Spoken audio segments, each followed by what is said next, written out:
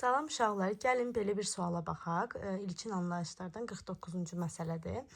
Deməli, burada reaksiya verilib, başlanğıc maddələr və reaksiya məhsulları. Biz bunu burada qeyd elədik. Baxırıq ki, burada 2 dənə x var. Ona görə də gətirib bura 2 mol əlavə edirik ki, 2 mol XOH olsun. Daha sonra baxın, burada M kütlə verilib. Yəni bu kütlələri burada qeyd edirik. M kütlə burada, M kütlə burada.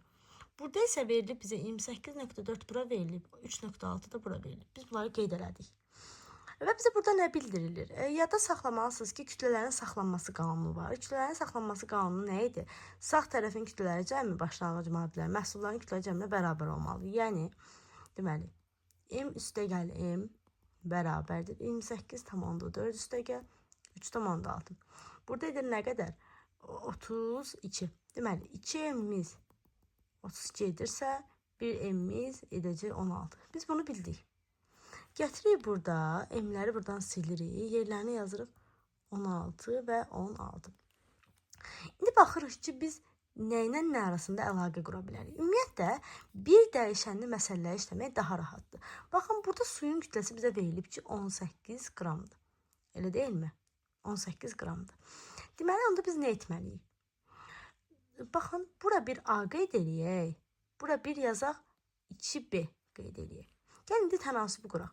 Əgər 16 qram YO3 olanda 3.6 qram su əmələ gəlirsə, bəs A qram YO3 olanda nə qədər su əmələ gəlib? 18 qram.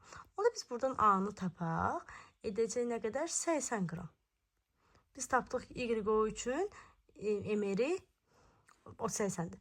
Və digərini hesablayaq. Əgər ki 16 qram 3.6 qram su əmələ gətirirsə, 18 qramımız isə 2B XOH əmələ gətirir.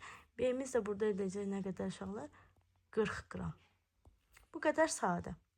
İlk öncə kütlələrin saxlanması qanunu işlədik. Kütlələrin saxlanması qanunundan M-i tapıb, daha sonra tənasüb qurduq. Bizə burada suyu biz tam verildiyi üçün biz burada suya əsasən biz bunu tapmış olduq. Aydın, digərlərinə biz bunu tapa bilmərik. Çünki digərlərinə məsələ həll edilməz. Çünki 2 dəyişənli, 3 dəyişənli məsələlər işləmək çətindir.